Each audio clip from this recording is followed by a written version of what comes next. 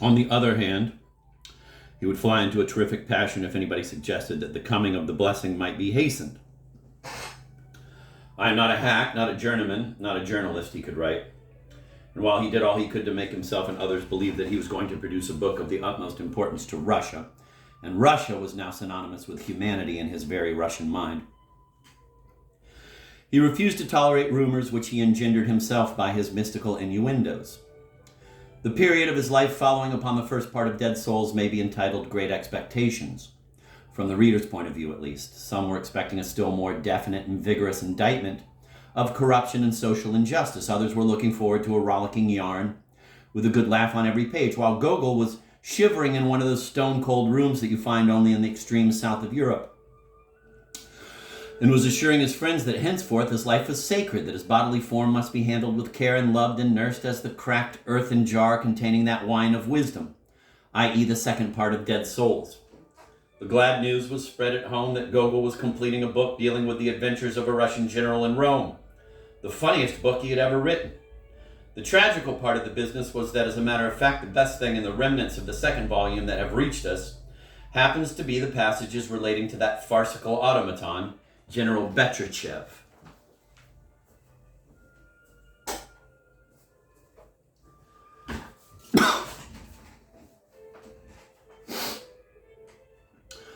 Rome and Russia formed a combination of a deeper kind in Gogol's unreal world. Rome was to him a place where he had spells of physical fitness that the North denied him.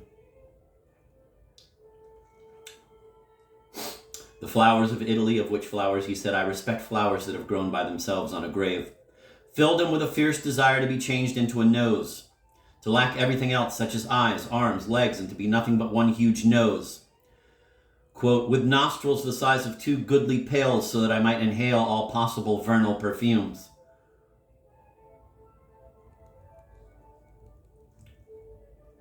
He was especially nose-conscious when living in Italy. There was also that special Italian sky, all silvery and shot with a satiny gloss, but disclosing the deepest tone of blue when viewed through the arches of the Colosseum. Seeking a kind of relaxation from his own distorted and dreadful and devilish image of the world, he pathetically endeavored to cling to the normality of a second-rate painter's conception of Rome as an essentially picturesque place. "I like the donkeys, too, the donkeys that amble or jog at full speed with half-closed eyes and picturesquely carry upon their back strong, stately Italian women whose white caps remain brightly visible as they recede, or when these donkeys drag along, in a less picturesque way, with difficulty and many a stumble, some lank, stiff Englishman who sports a greenish-brown waterproof mackintosh," literal translation, "and screws up his legs so as to avoid scraping the ground, or when a bloused painter rides by complete with Van Dyke beard and wooden paint box, etc. He could not keep up this kind of style for long, and the conventional novel about the adventures of an Italian gentleman that at one time he contemplated writing happily remained limited to a few lurid generalizations. Quote, "everything in her, from her shoulders to her antique breathing leg and to the last toe of her foot, is the crown of creation," end of quote. No, enough of that.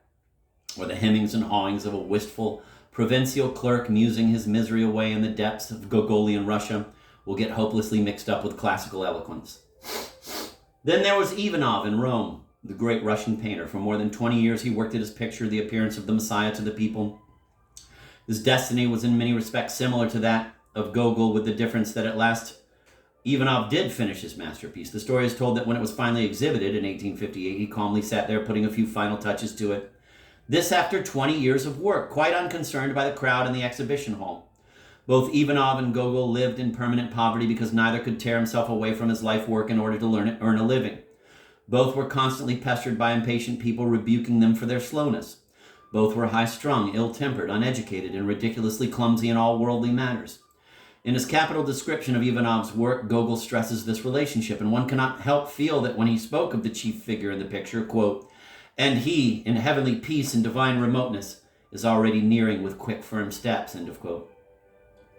Ivanov's picture got somehow mixed in his thoughts with the religious element of his own still unwritten book, which he saw steadily approaching from the silvery Italian heights.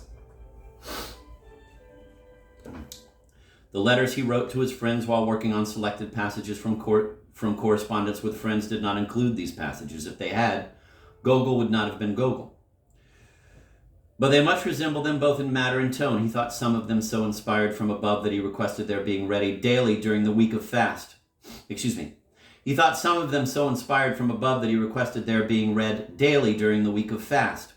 It is doubtful, however, whether any of his correspondents were sufficiently meek to do this, to summon the members of their household and self-consciously clear their throats. Rather like the mayor about to read the all-important letter in Act 1 of the Government Inspector. The language of these epistles is almost a parody of sanctimonious intonation, but there are some beautiful interruptions, as when, for instance, Gogol uses some very strong and worldly language in regard to a printing house which had swindled him. The pious actions which he plans out for his friends come to coincide with more or less bothersome commissions. He developed a most extraordinary system of laying penance on sinners by making them slave for him, running errands, buying and packing the books he needed, copying out critical reviews, haggling with printers, etc. In compensation, he would send a copy of, say, The Imitation of Jesus Christ with detailed instructions telling how to use it. And quite similar instructions occur in passages concerning hydrotherapy and digestive troubles. Quote, 2 glasses of cold water before breakfast, end of quote, is the tip he gives a fellow sufferer.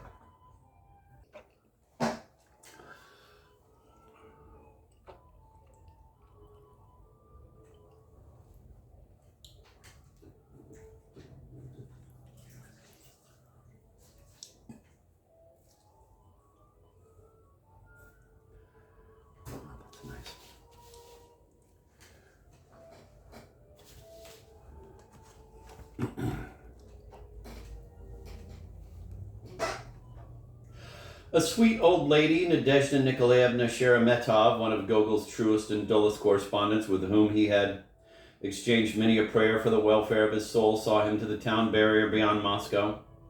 Gogol's papers were probably in perfect order, but somehow or other he disliked the idea of their being examined, and the holy pilgrimage began with one of those morbid mystifications which he was wont to practice on policemen. Unfortunately, it involved the old lady too. At the barrier, she embraced the pilgrim, broke into tears, and made the sign of the cross over Gogol, who responded effusively. At this moment, papers were asked for. An official wanted to know who exactly was leaving. "This little old lady," cried Gogol, and rolled away in his carriage, leaving Madame Sheremetov in a very awkward position. To his mother, he sent a special prayer to be read in church by the local priest. In this prayer, he begged the Lord to save him from robbers in the east and to spare him seasickness during the crossing. The Lord ignored the second request. Between Naples and Malta on the capricious ship Capri, Gogol vomited so horribly that, quote, the passengers marveled greatly, end of quote. The rest of the pilgrimage was singularly dim, so that had there not been some official proof of its actual occurrence, one might easily suppose that he invented the whole journey as he had formerly invented an excursion to Spain. When for years on end you have been telling people that you are going to do something, and when you are sick of not being able to make up your mind, it saves a good deal of trouble to have them believe one fine day that you have done it already. And what a relief to be able to drop the matter. Quote, "What can my dreamlike impressions convey to you? I saw the Holy Land through the mist of a dream," end of quote, from a letter to Zhukovsky. We have a glimpse of him quarreling in the desert with Vasily, his traveling companion. Somewhere in Samaria he plucked an asphodel. Somewhere in Galilee a poppy, having a vague inclination for botany as Rousseau had. It rained at Nazareth and he sought shelter and was stranded there for a couple of hours, hardly realizing that I was in Nazareth as I sat there, end of quote, on a bench under which a hen had taken refuge. Just as I would have been sitting at some stagecoach station somewhere in Russia, end of quote. The sanctuaries he visited failed to fuse with their mystic reality in his soul. In result, the Holy Land did as little for his soul and his book as German sanatoriums had done for his body.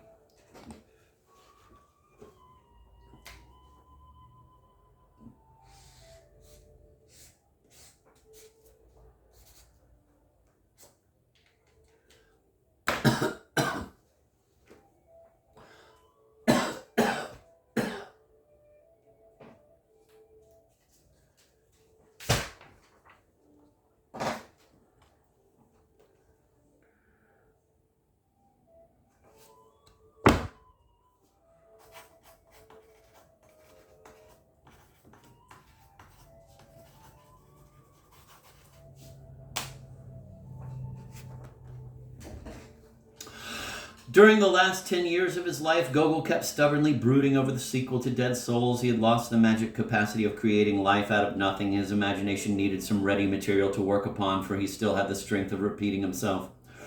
Although unable to produce a brand new world as he had done in the first part, he thought he could use the same texture and recombine its designs in another fashion, namely in conformity with a definite purpose, which had been absent from the first part, but which was now supposed not only to provide a new driving force, but also to endow the first part with a retrospective meaning.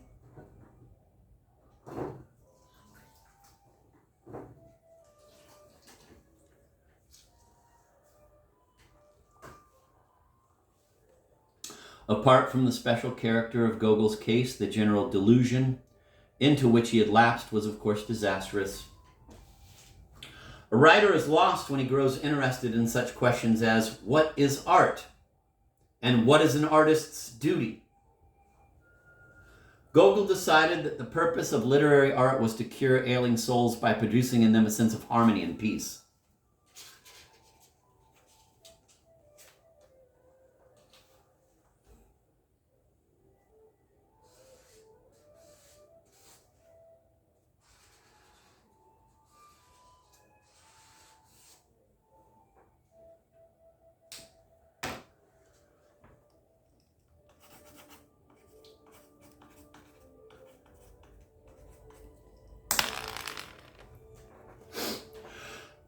I'm going to reread that. Apart from the special character of Gogol's case, the general delusion into which he had lapsed was, of course, disastrous. A writer is lost when he grows interested in such questions as what is art and what is an artist's duty. Gogol decided that the purpose of literary art was to cure ailing souls by producing in them a sense of harmony and peace. The treatment was also to include a strong dose of didactic medicine. He proposed to portray national defects and national virtues in such a manner as to help readers to persevere in the latter and rid themselves of the former. At the beginning of his work on the sequel, his intention was to make his characters not wholly virtuous, but more important than those of part one. To use the pretty slang of publishers and reviewers, he wished to invest them with more human appeal. Writing novels were merely a sinful game if the author's sympathetic attitude towards some of his characters and a critical attitude towards others was not disclosed with perfect clarity. So clearly, in fact, that even the humblest reader who likes books in dialogue form with a minimum of descriptions because conversations are life would know whose side to take. What Gogol promised to give the reader, or rather the readers he imagined, were facts. He would, he said, represent Russians not by the petty traits of individual freaks, not by smug vulgarities and oddities, not through the sacrilegious medium of a lone artist's private vision, but in such a manner that, quote, the Russian would appear in the fullness of his national nature and all the rich variety of the inner forces contained in him, end of quote. In other words, the dead souls would become live souls.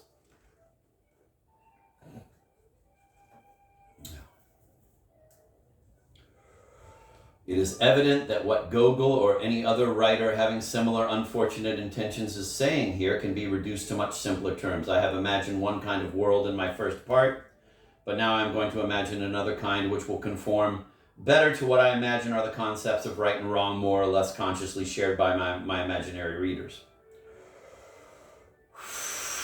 Success in such cases with popular magazine novelists, etc., is directly dependent on how closely the author's vision of readers corresponds to the traditional, i.e. imaginary, notions that readers have of their own selves. Notions carefully bred and sustained by a regular supply of mental chewing gum provided by the corresponding publishers. But Gogol's position was, of course, not so simple. First, because of what he's proposed to write was to be on the lines of a religious revelation. And second, because the imaginary reader was supposed not merely to enjoy sundry details of the revelation, but to be morally helped, improved, or even totally regenerated by the general effect of the book. The main difficulty lay in having to combine the material of the first part, which from a Philistine's viewpoint dealt with oddities, but which Gogol had to use since he could no longer create a new texture, with a kind of solemn sermon, staggering samples of which he had given in the selected passages. Although his first intention was to have his characters not, quote, wholly virtuous, end of quote, but, quote, important, end of quote, in the sense of their fully representing a rich mixture of Russian passions, moods, and ideals, he gradually discovered that these important characters coming from under his pen were being adulterated by the inevitable oddities that they borrowed from their natural medium and from their inner affinity with the nightmare squires of the initial set. Consequently, the only way out was to have another alien group of characters which would be quite obviously and quite narrowly good, because any attempt at rich characterization in their case would be bound to lead to the same weird forms which the not, quote, wholly virtuous, end of quote, ones kept assuming, owing to their unfortunate ancestry.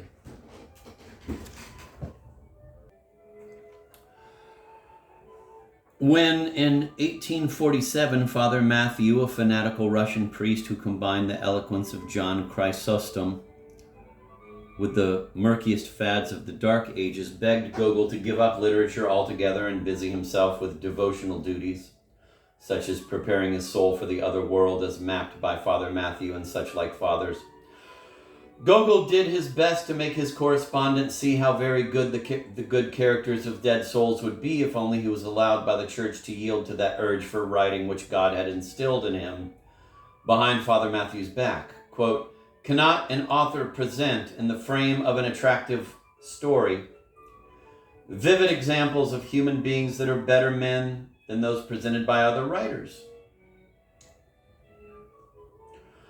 Examples are stronger than argumentations. Before giving such examples, all a writer needs is to become a good man himself and lead the kind of life that would please God. I would never have dreamt of writing at all had there not been nowadays such a widespread reading of various novels and short stories, most of which are immoral and sinfully alluring, but which are read because they hold one's interest and are not devoid of talent.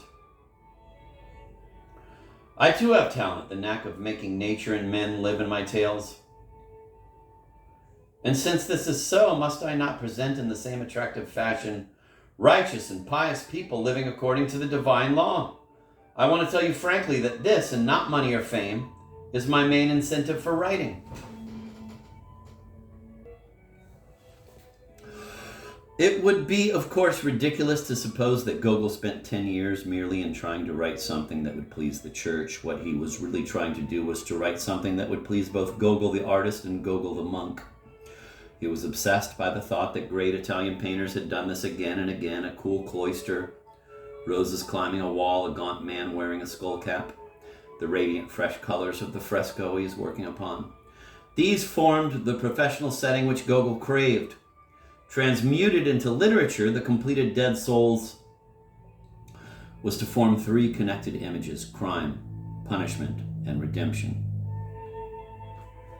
The attainment of this object was absolutely impossible, not only because Gogol's unique genius was sure to play havoc with any conventional scheme if given a free hand, but because he had forced the main role, that of the sinner, upon a person, if Chichikov can be called a person, who was most ridiculously unfit for that part, and who moreover moved in a world where such things as saving one's soul simply did not happen. A sympathetically pictured priest in the midst of the Gogolian characters of the first volume would have been as utterly impossible as a galloiserie in Pascal or a quotation from Thoreau in Stalin's latest speech. In the few chapters of the second part that have been preserved, Gogol's magic glasses become blurred. Chichikov, though remaining with a vengeance in the center of the field, somehow departs from the focal plane.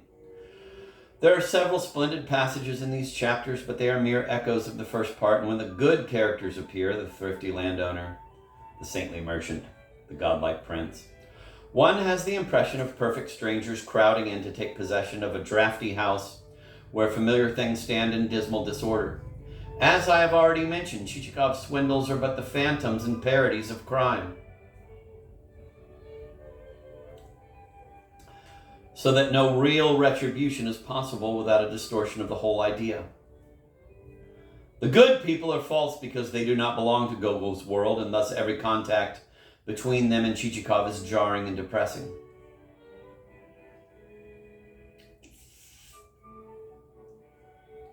If Gogol did write the redemption part with a good priest of a slightly Catholic type saving Chichikov's soul in the depths of Siberia, there exists some scraps of information that Gogol studied Pallas Siberian flora in order to get the right background.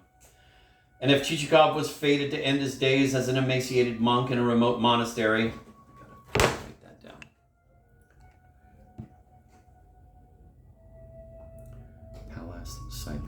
flora.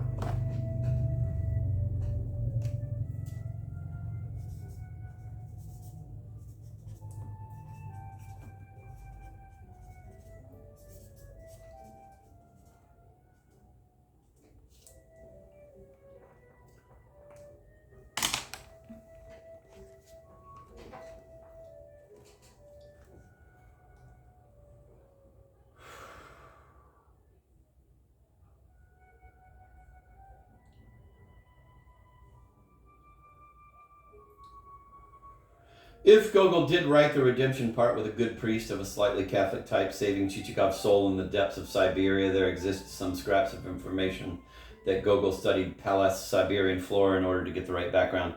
And if Chichikov was fated to end his days as an emaciated monk in a remote monastery, then no wonder that the artist, in a last blinding flash of artistic truth, burnt the end of dead souls. Father Matthew could be satisfied that Gogol, shortly before dying, had renounced literature.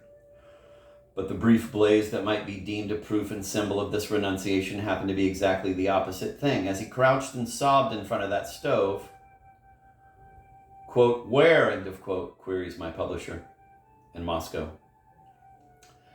An artist was destroying the labor of long years because he finally realized that the completed book was untrue to his genius. So Chichikov, instead of piously petering out in a wooden chapel among ascetic fir trees on the shore of a legendary lake, was restored to his native element, the little blue flames of a humble hell. Quote, a certain man who was, I dare say, not very remarkable, short he was and somewhat pox-marked and somewhat on the carroty side and somewhat even blear-eyed and a little bald in front, with symmetrically wrinkled cheeks and the kind of complexion termed hemorrhoidal. His name was Bajmachkin. Already the name itself clearly shows that it had formerly come from bajmak, a shoe. But when and at what time it had come from shoe, this is totally unknown. All of them, the father and the grandfather, and even the brother-in-law, absolutely all the Bajmachkins used to wear boots, which they resold not more often than 3 times a year, end of quote.